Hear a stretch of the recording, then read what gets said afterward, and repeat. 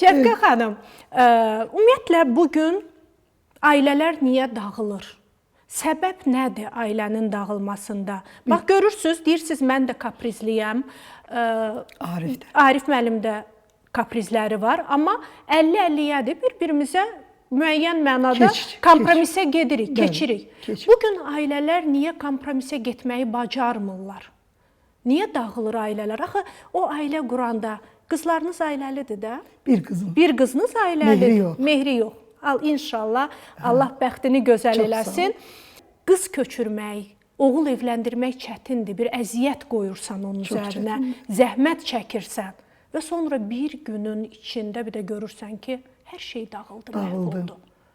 Niyə? Niyə ananın, atanın əziyyətini övladlar belə heç edirlər? Bəzən valideynlər də elə övladlarının xoşbəxtliyini üstündən belə xətt çəkirlər. Niyə?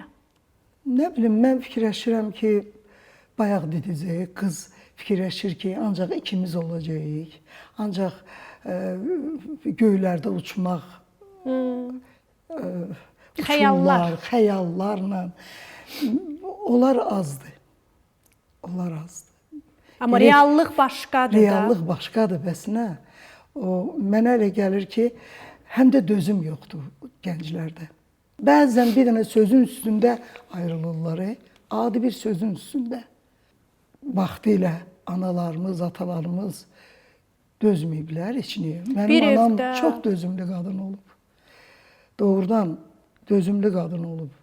Elə olub ki, indi danışım bir kəlmə, bəlkə də istəmirəm də deyim. Atam onu çıxardıb qış vaxtı, çıxardıb bayra, deyib, get qardaşım ilə, anamın atası anası olmayıb da, anam gedməyib.